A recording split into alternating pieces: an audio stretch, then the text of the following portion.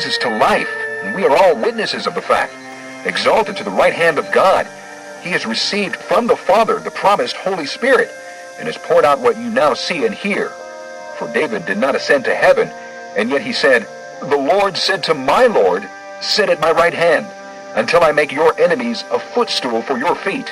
Therefore let all Israel be assured of this: God has made this Jesus whom you crucified, both Lord and Christ.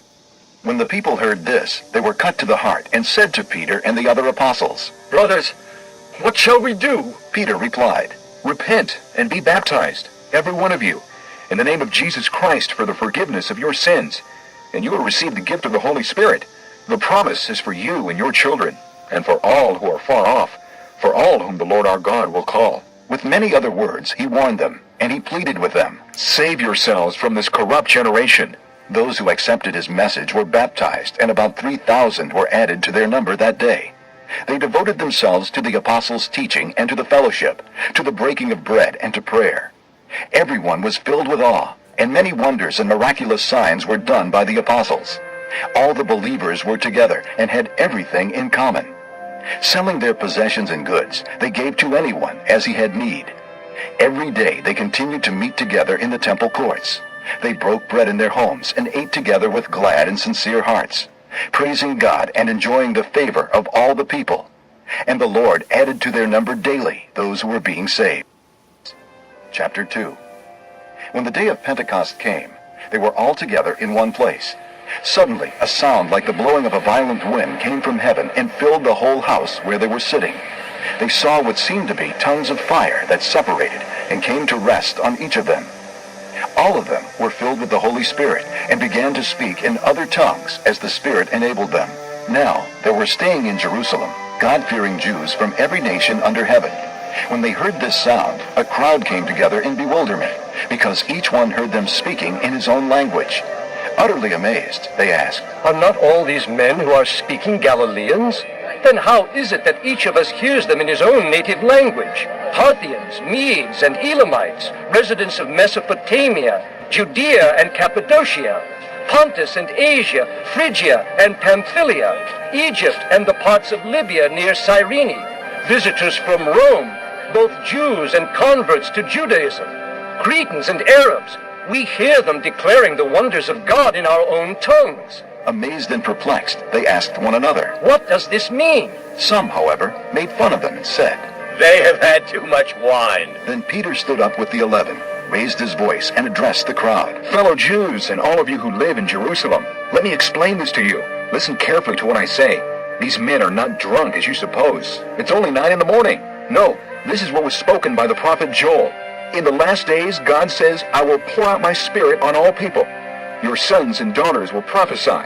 Your young men will see visions. Your old men will dream dreams.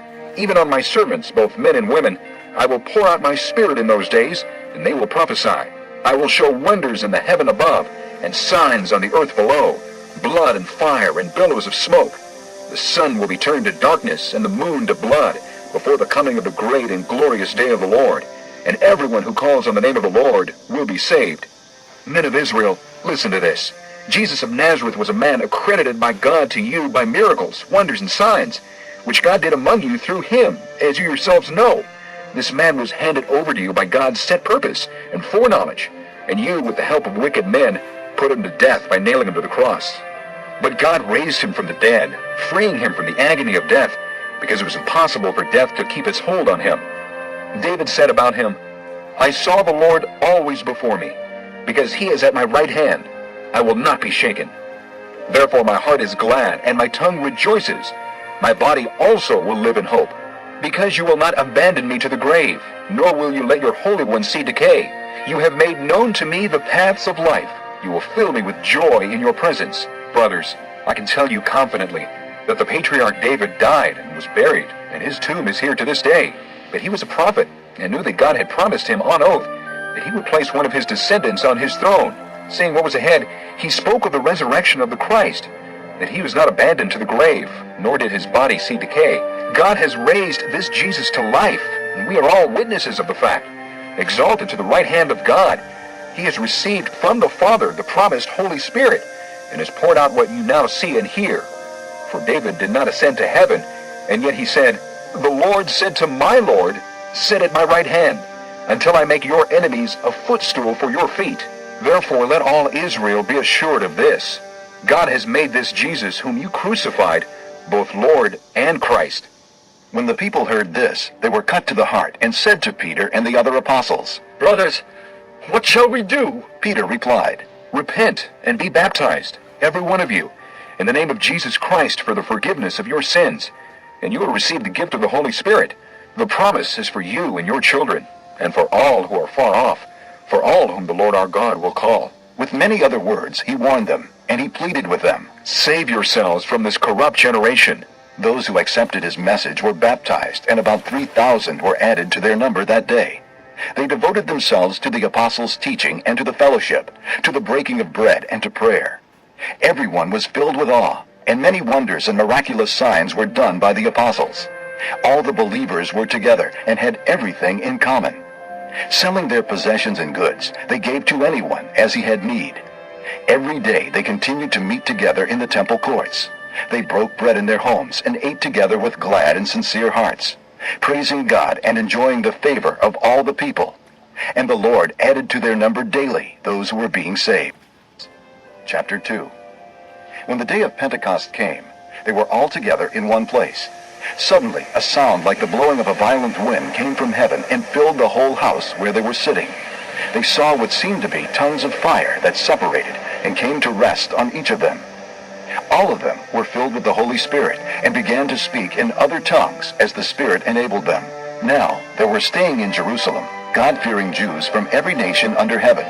When they heard this sound, a crowd came together in bewilderment, because each one heard them speaking in his own language. Utterly amazed, they asked, Are not all these men who are speaking Galileans?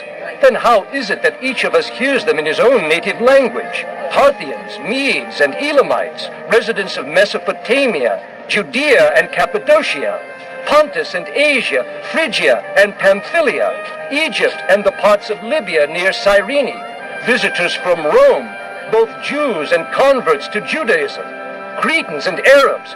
We hear them declaring the wonders of God in our own tongues. Amazed and perplexed, they asked one another. What does this mean? Some, however, made fun of them and said, They have had too much wine. Then Peter stood up with the 11, raised his voice, and addressed the crowd. Fellow Jews and all of you who live in Jerusalem, let me explain this to you. Listen carefully to what I say.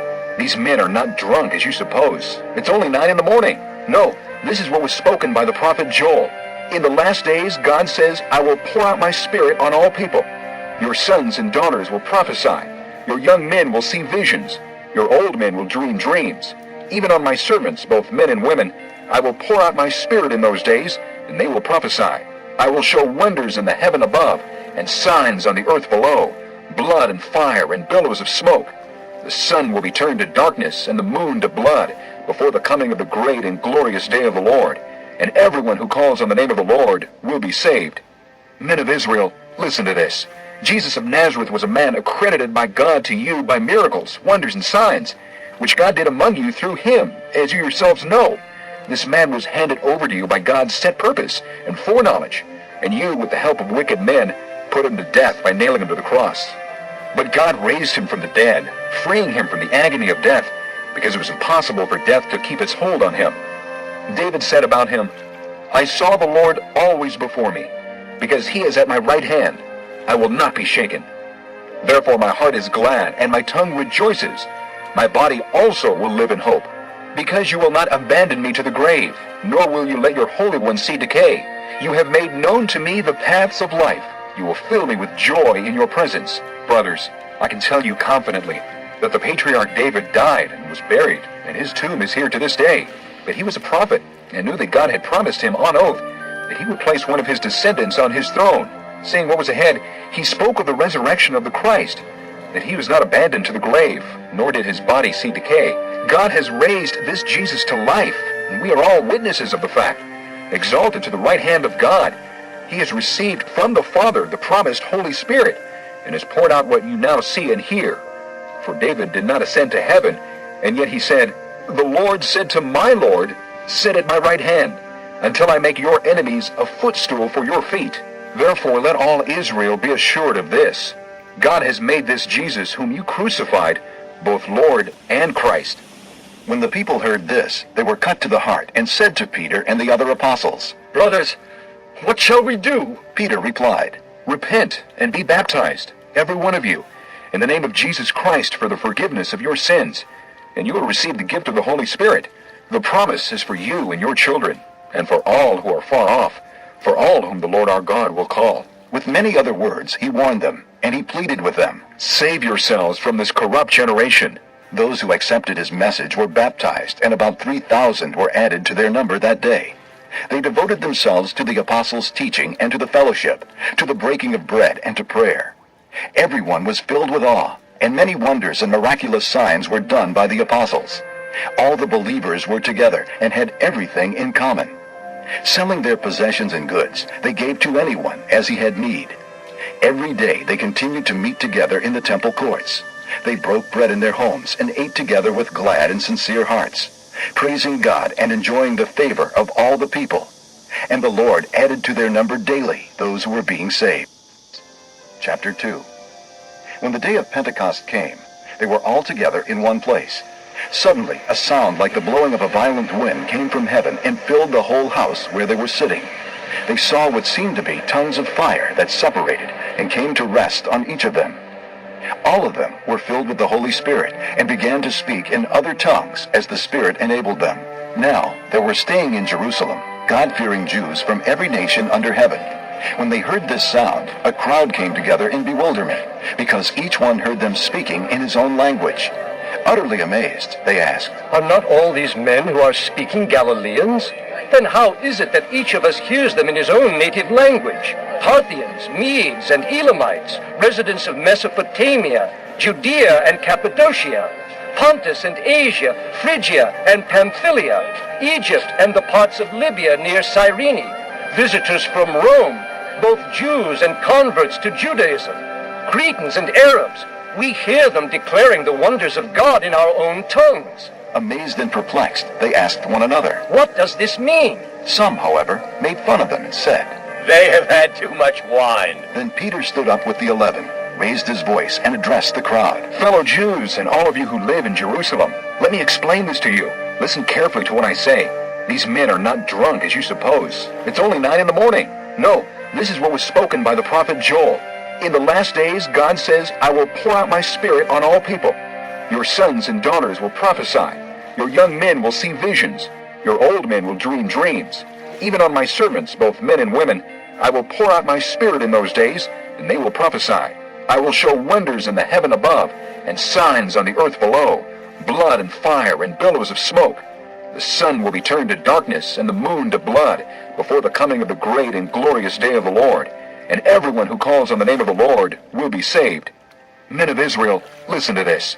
Jesus of Nazareth was a man accredited by God to you by miracles, wonders, and signs, which God did among you through him, as you yourselves know. This man was handed over to you by God's set purpose and foreknowledge, and you, with the help of wicked men, put him to death by nailing him to the cross. But God raised him from the dead, freeing him from the agony of death, because it was impossible for death to keep its hold on him. David said about him, I saw the Lord always before me, because he is at my right hand. I will not be shaken. Therefore my heart is glad, and my tongue rejoices. My body also will live in hope, because you will not abandon me to the grave, nor will you let your Holy One see decay. You have made known to me the paths of life. You will fill me with joy in your presence. Brothers, I can tell you confidently that the patriarch David died and was buried, and his tomb is here to this day. But he was a prophet, and knew that God had promised him on oath that he would place one of his descendants on his throne. Seeing what was ahead, he spoke of the resurrection of the Christ, that he was not abandoned to the grave, nor did his body see decay. God has raised this Jesus to life, and we are all witnesses of the fact. Exalted to the right hand of God, he has received from the Father the promised Holy Spirit, and has poured out what you now see and hear. For David did not ascend to heaven, and yet he said, The Lord said to my Lord, Sit at my right hand, until I make your enemies a footstool for your feet. Therefore let all Israel be assured of this. God has made this Jesus whom you crucified both Lord and Christ. When the people heard this, they were cut to the heart and said to Peter and the other apostles, Brothers, what shall we do? Peter replied, Repent and be baptized, every one of you, in the name of Jesus Christ for the forgiveness of your sins, and you will receive the gift of the Holy Spirit. The promise is for you and your children, and for all who are far off, for all whom the Lord our God will call. With many other words he warned them, and he pleaded with them. Save yourselves from this corrupt generation. Those who accepted his message were baptized, and about 3,000 were added to their number that day. They devoted themselves to the apostles' teaching and to the fellowship, to the breaking of bread and to prayer. Everyone was filled with awe, and many wonders and miraculous signs were done by the apostles. All the believers were together and had everything in common. Selling their possessions and goods, they gave to anyone as he had need. Every day they continued to meet together in the temple courts. They broke bread in their homes and ate together with glad and sincere hearts, praising God and enjoying the favor of all the people. And the Lord added to their number daily those who were being saved. Chapter 2. When the day of Pentecost came, they were all together in one place. Suddenly, a sound like the blowing of a violent wind came from heaven and filled the whole house where they were sitting. They saw what seemed to be tongues of fire that separated and came to rest on each of them. All of them were filled with the Holy Spirit and began to speak in other tongues as the Spirit enabled them. Now there were staying in Jerusalem God-fearing Jews from every nation under heaven. When they heard this sound, a crowd came together in bewilderment, because each one heard them speaking in his own language. Utterly amazed, they asked, Are not all these men who are speaking Galileans? Then how is it that each of us hears them in his own native language? Parthians, Medes, and Elamites, residents of Mesopotamia, Judea and Cappadocia, Pontus and Asia, Phrygia and Pamphylia, Egypt and the parts of Libya near Cyrene, visitors from Rome, both Jews and converts to Judaism, Cretans and Arabs. We hear them declaring the wonders of God in our own tongues. Amazed and perplexed, they asked one another. What does this mean? Some, however, made fun of them and said, They have had too much wine. Then Peter stood up with the 11, raised his voice, and addressed the crowd. Fellow Jews and all of you who live in Jerusalem, let me explain this to you. Listen carefully to what I say. These men are not drunk as you suppose. It's only 9 in the morning. No, this is what was spoken by the prophet Joel. In the last days, God says, I will pour out my spirit on all people. Your sons and daughters will prophesy. Your young men will see visions. Your old men will dream dreams. Even on my servants, both men and women, I will pour out my spirit in those days, and they will prophesy. I will show wonders in the heaven above, and signs on the earth below, blood and fire and billows of smoke. The sun will be turned to darkness, and the moon to blood, before the coming of the great and glorious day of the Lord. And everyone who calls on the name of the Lord will be saved. Men of Israel, listen to this. Jesus of Nazareth was a man accredited by God to you by miracles, wonders, and signs, which God did among you through him, as you yourselves know. This man was handed over to you by God's set purpose and foreknowledge, and you, with the help of wicked men, put him to death by nailing him to the cross. But God raised him from the dead, freeing him from the agony of death, because it was impossible for death to keep its hold on him. David said about him, I saw the Lord always before me, because he is at my right hand. I will not be shaken. Therefore my heart is glad, and my tongue rejoices.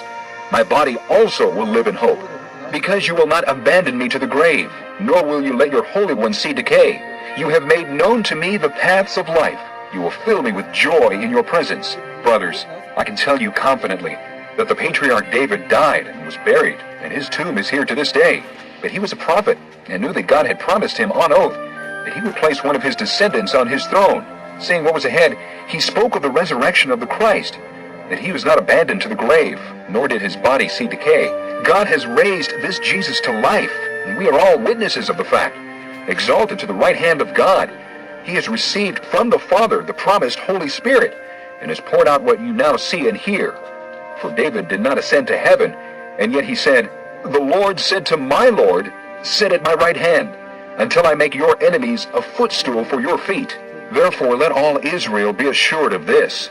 God has made this Jesus whom you crucified, both Lord and Christ. When the people heard this, they were cut to the heart and said to Peter and the other apostles, Brothers, what shall we do? Peter replied, Repent and be baptized, every one of you, in the name of Jesus Christ for the forgiveness of your sins, and you will receive the gift of the Holy Spirit. The promise is for you and your children, and for all who are far off, for all whom the Lord our God will call." With many other words, he warned them, and he pleaded with them. "Save yourselves from this corrupt generation." Those who accepted his message were baptized, and about 3,000 were added to their number that day. They devoted themselves to the apostles' teaching and to the fellowship, to the breaking of bread and to prayer. Everyone was filled with awe, and many wonders and miraculous signs were done by the apostles. All the believers were together and had everything in common. Selling their possessions and goods, they gave to anyone as he had need. Every day they continued to meet together in the temple courts. They broke bread in their homes and ate together with glad and sincere hearts, praising God and enjoying the favor of all the people.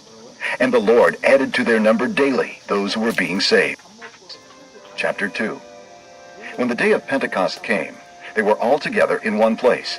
Suddenly, a sound like the blowing of a violent wind came from heaven and filled the whole house where they were sitting. They saw what seemed to be tongues of fire that separated and came to rest on each of them. All of them were filled with the Holy Spirit and began to speak in other tongues as the Spirit enabled them. Now, there were staying in Jerusalem God-fearing Jews from every nation under heaven. When they heard this sound, a crowd came together in bewilderment, because each one heard them speaking in his own language. Utterly amazed, they asked, "Are not all these men who are speaking Galileans? Then how is it that each of us hears them in his own native language? Parthians, Medes, and Elamites, residents of Mesopotamia, Judea and Cappadocia, Pontus and Asia, Phrygia and Pamphylia, Egypt and the parts of Libya near Cyrene, visitors from Rome, both Jews and converts to Judaism, Cretans and Arabs. We hear them declaring the wonders of God in our own tongues." Amazed and perplexed, they asked one another. "What does this mean?" Some, however, made fun of them and said.